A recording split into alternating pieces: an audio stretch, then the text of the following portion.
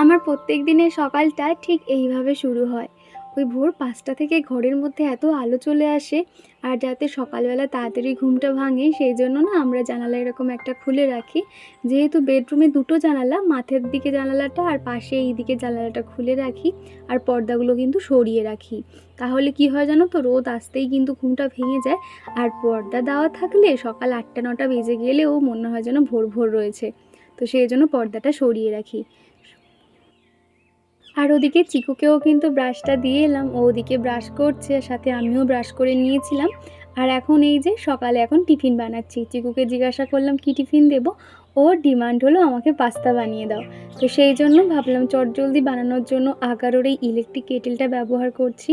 অনেক তাড়াতাড়ি কিন্তু হয়ে যায় বলতে পারো। তোমরা কিন্তু এই প্রোডাক্টটা অ্যামাজনেও পেয়ে যাবে, আমি লিঙ্ক শেয়ার করে রাখলাম, দেখে নিতে পারো।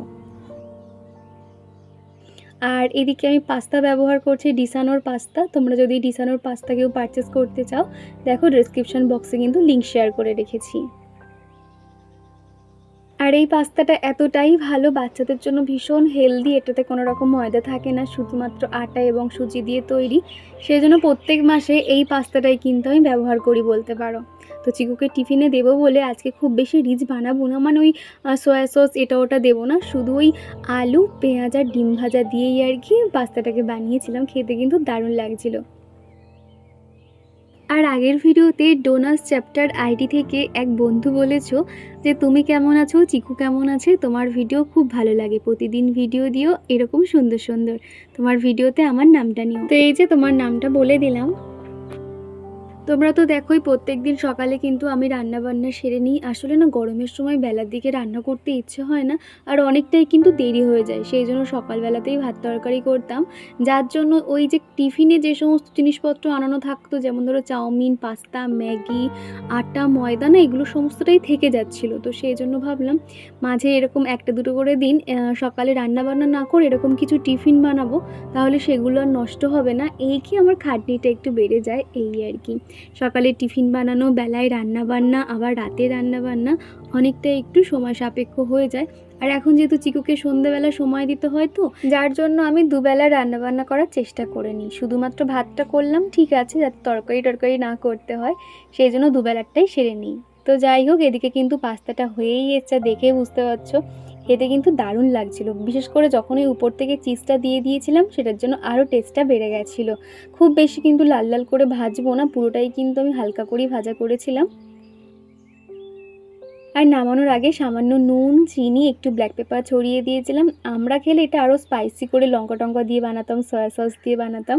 যেহেতু চিকু খাবে সেই জন্য কোনো রকম কিন্তু সেগুলো আর দিইনি।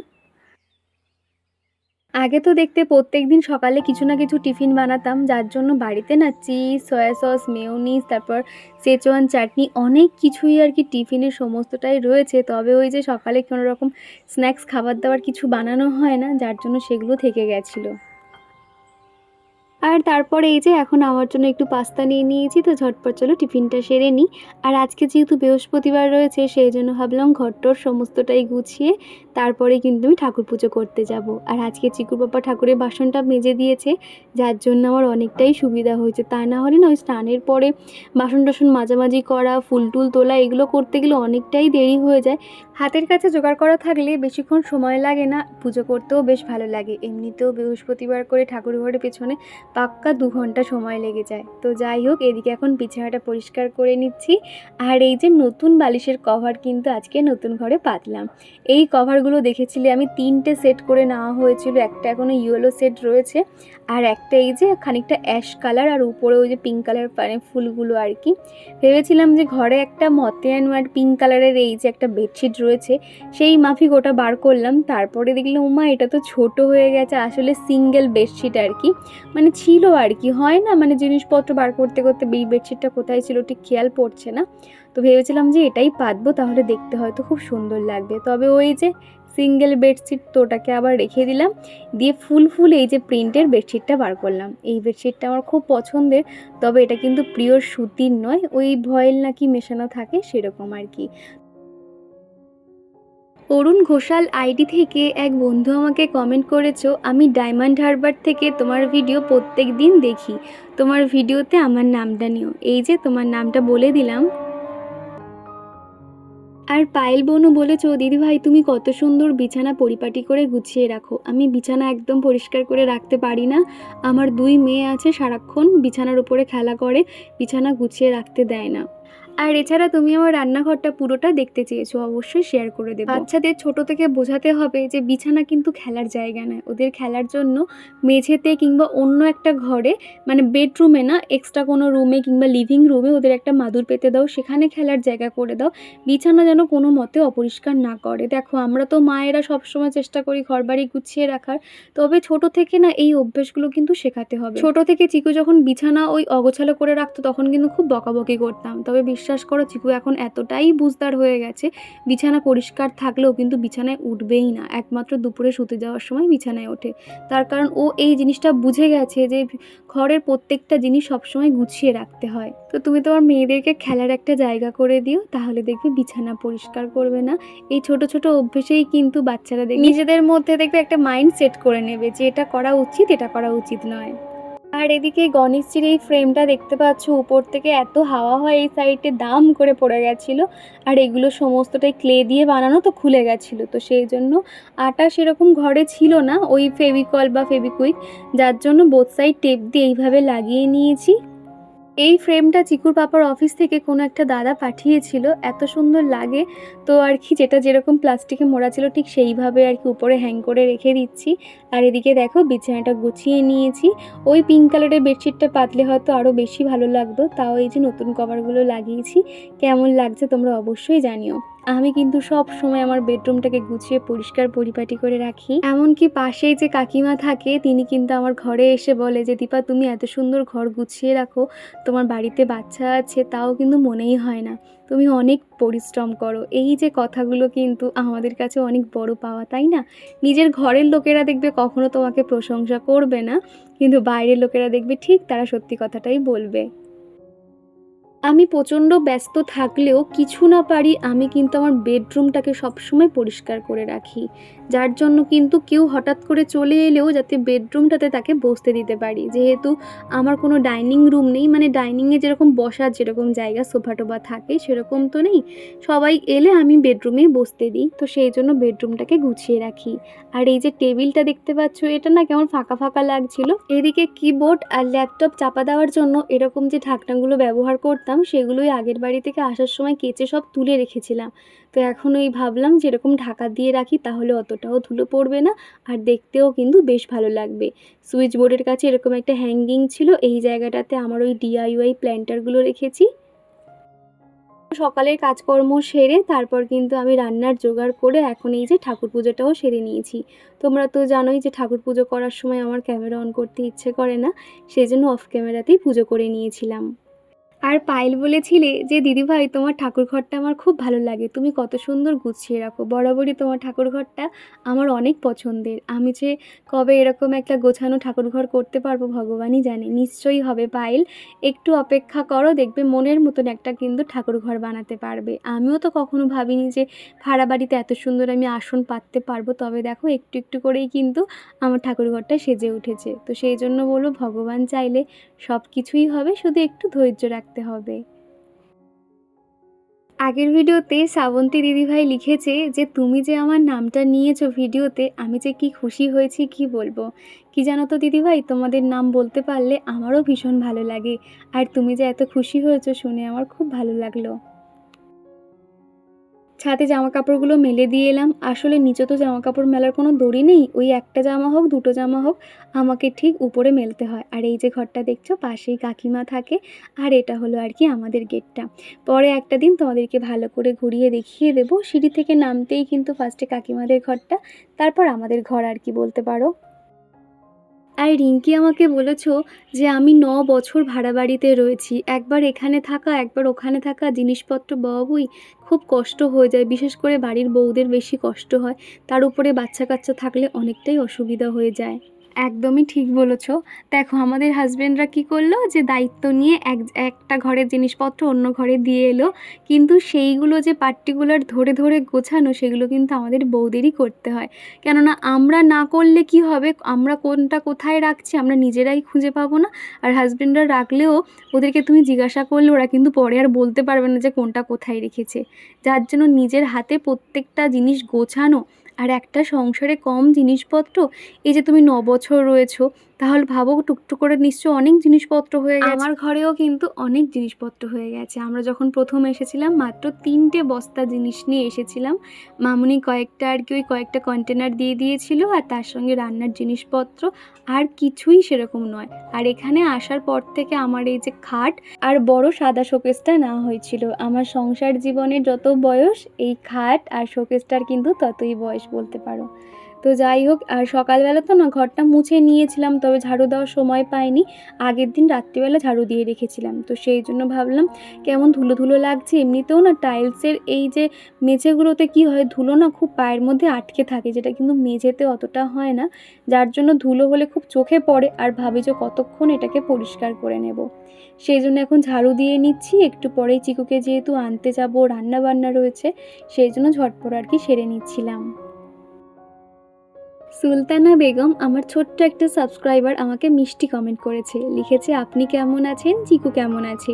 চিকুর জন্য অনেক দোয়া রইল, আমিও আপনার মতন ঘর গুছিয়ে রাখতে চাই। আমার বয়স 12। প্রথমেই বলি তোমার জন্য অনেক ভালোবাসা, তুমি যে এত ভালোবাসা নিয়ে এত সুন্দর একটা কমেন্ট করেছো দেখেই খুশি হয়ে গেলাম। আর হ্যাঁ, আমরা সবাই ভালো আছি, তুমিও ভালো থেকো, সুস্থ থেকো, আর ভালো করে মন দিয়ে পড়াশুনো করো।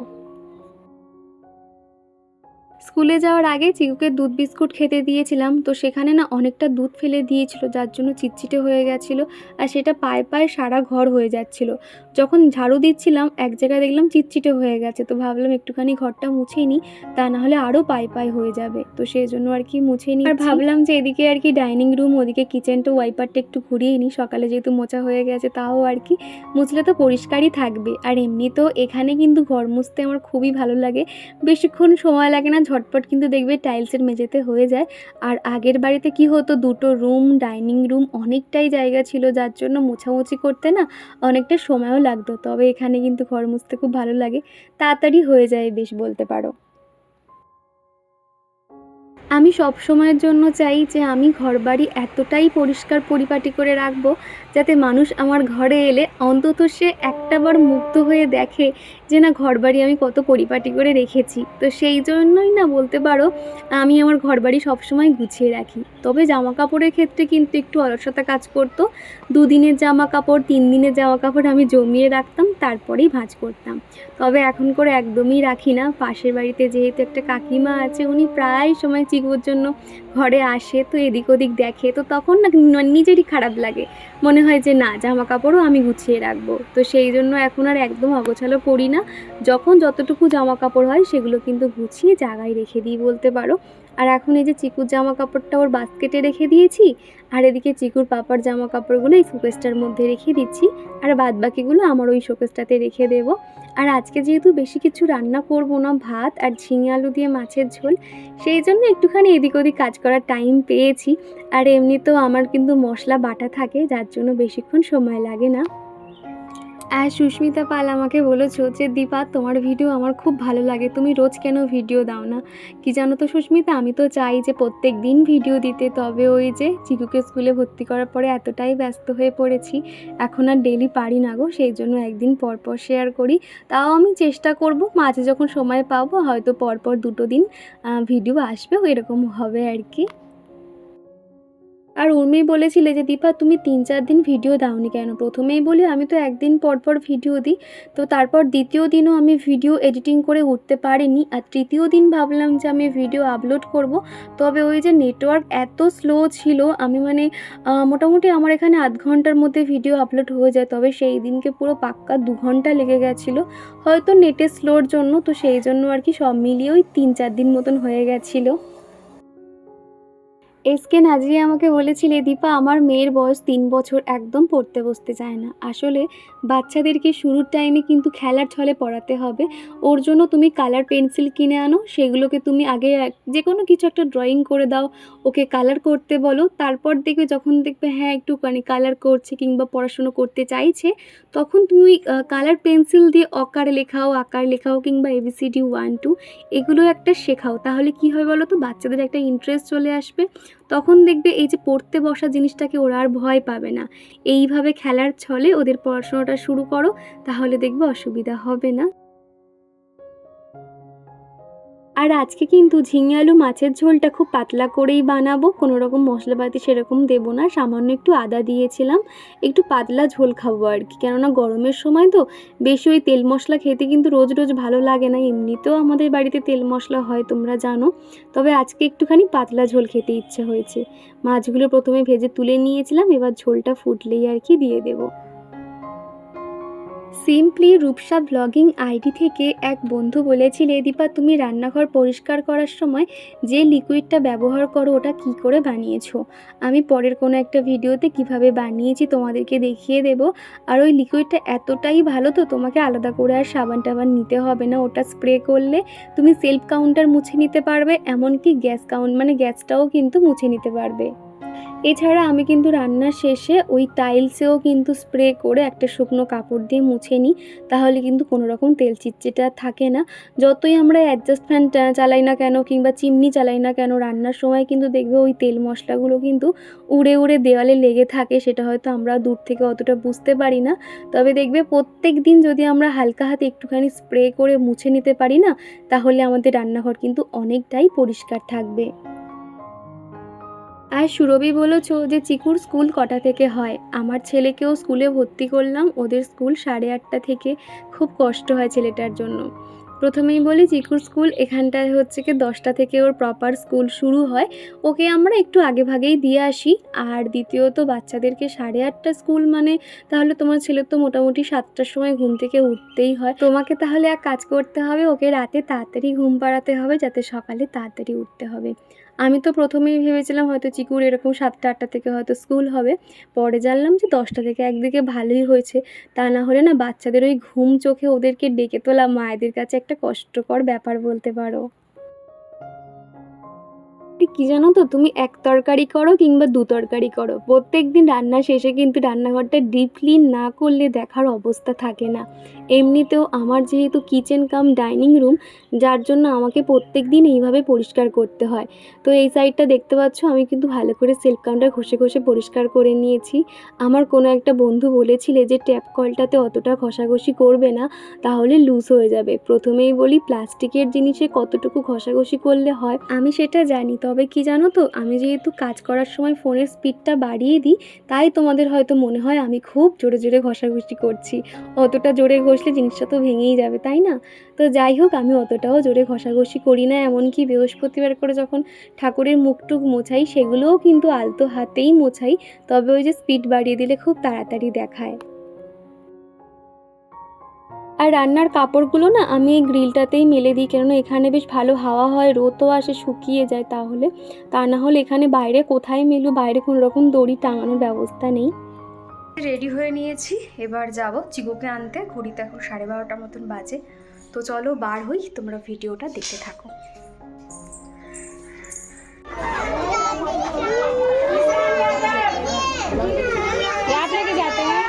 বাচ্চাদের যখন ছুটি হয় সবাই কিন্তু লাইন দিয়ে বার হয়, আমি অপেক্ষা করি চিকু কখন আসবে আর ওর মুখের হাসিটা দেখব। তো কিন্তু সবার প্রথমে এসে আমার কাছে ব্যাগটা ছুঁড়ে দিতে পারলেই বাঁচে। তারপর ওখানে যে দোলনা আছে, স্লিপ আছে, ওখানে আর কি খেলা করতে থাকে ওর বন্ধুদের সঙ্গে। আর এখন যেহেতু চিকুর স্কুল ইউনিফর্ম দিয়ে দিয়েছে, তোকে কিন্তু ইউনিফর্ম পরে কেমন লাগছে তোমরা অবশ্যই কমেন্ট করে জানাবে। আর এতদিন যেটা পরে যেত সেটা হলো ওদের পিটি ড্রেস। ওরকম করতে নিচ্ছি, ঠিক করে বসে লেগে যাবে। আর এই কদিন যা পরিমাণে গরম শুরু হয়েছে, আর কয়েকদিন পর থেকে সামার ভ্যাকেশনের ছুটি পড়ে যাবে, তখন অন্তত একটু রেস্ট করতে পারবো। তাড়াহুড়ো করে চিকুকে এনে দুপুরে খাওয়া দাওয়া করানো, ওকে স্নান করানো সমস্তটাই সেরে নিয়েছিলাম, যার জন্য কোনো রকম আমি আর ক্যামেরা অন করিনি। আর এখন এই যে 6:30 মতন বাজে সম্ভবত, ছাদে গেছিলাম, তারপরে আর কি চিকুকে পড়তে বসানো, রাতে খাবার বানানো, যার জন্য আমি একটুও টাইম পাইনি। আর এখন এই যে রাতে শুতে যাওয়ার আগে সবজি কেটে নিয়েছি। আগামীকাল ওই উচ্ছে আলু ভাজা হবে আর গাটি কচু আলু দিয়ে মাছের ঝোল হবে। সবজি কেটে এখন ফ্রিজের মধ্যে রাখি, তার কারণ প্রচণ্ড গরম পড়েছে সেই কারণে আর কি। আর ওদিকে কিন্তু চালও আমি ধুয়ে ফ্রিজের মধ্যেই রেখে দিয়েছি। তো যাই হোক, আর রাতে শুতে যাওয়ার আগে প্রত্যেক দিন যেরকম ড্রাই ফ্রুটগুলো ভিজিয়ে রাখা, ঠাকুর প্রণাম করা, সেগুলোও কিন্তু সেরে নিচ্ছি।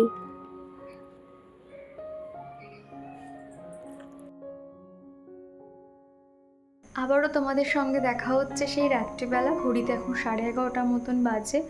বিকেলের পর থেকে সেভাবে আর ভিডিও শ্যুট করতে পারিনি। বিকেলে ঠিক না, সন্ধেবেলা আর কি, সন্ধে টন্ধে দিয়ে, আজকে যেহেতু বৃহস্পতিবার ছিল, চারিদিকে ধূপধুনো দেখানো, চিকুকে আর কি বই নিয়ে বসানো। আর পাশে যেহেতু নতুন একটা দাদান হয়েছে, তো সেখানে আর কি মানে ওদের ওখানটাতে গিয়ে খেলাধুলো করছিল। ছাদে গিয়ে ওই নতুন দাদানের সঙ্গে চিকু অনেকক্ষণ বল খেলছিল। তো সব মিলিয়ে প্রচণ্ড ব্যস্ত হয়ে পড়লাম। তারপর নেমে ভাত টাত বসালাম। তো এই করেই আর কি সময় কেটে গেল। 9টার সময় ভাত বসিয়েছি, অনেকটাই দেরি হয়ে গেছিলো আজকে। তো যাই হোক, তারপর তো টুকটুক করে কাজকর্ম ছিল, সেজন্য আমি আর ক্যামেরা অন করতে পারিনি। ওরা সবাই অলরেডি ঘুমিয়ে পড়েছে, একা আমি এখনও জেগে আছি। তো যাই হোক, চলো আজকের ভিডিওটা এই পর্যন্ত রাখছি। ভিডিওর কোনো অংশ ভালো লেগে থাকলে প্লিজ একটা লাইক করে দিও। তো চলো আজকের মতো টাটা। আমি এই যে সবার শেষে শুতে আসি, তো এসে দেখি যে সবাই ঘুমিয়ে পড়েছে। তো যখন চিকু ঘুমায়, দেখে বাচ্চারা ঘুমালে ওদের দেখলে একটু মায়া লাগে। তো চিকুকে যখনই আদর করি, হাম্পি দিই, ওকে যখন বলি যে মাম আই লাভ ইউ, ও কিন্তু ঠিক ঘুমের মধ্যে আই লাভ ইউ টু বলে। তখন এত মায়া লাগে, কি বলবো তোমাদেরকে। তোমরা যারা মায়েরা আছো, বাচ্চারা ঘুমিয়ে পড়লে আদর করো, তোমরা এই জিনিসটা ফিল করবে যে তখন কতটা মন খারাপ লাগে। সারাদিনে যখন দুষ্টুমি করে, হয়তো বকাবকি করলাম, তখন মনটা সত্যি খুব খারাপ লাগে। তো এটাই আর কি ভাবলাম তোমাদেরকে শেয়ার করি। তো চলো আজকের মতো টাটা।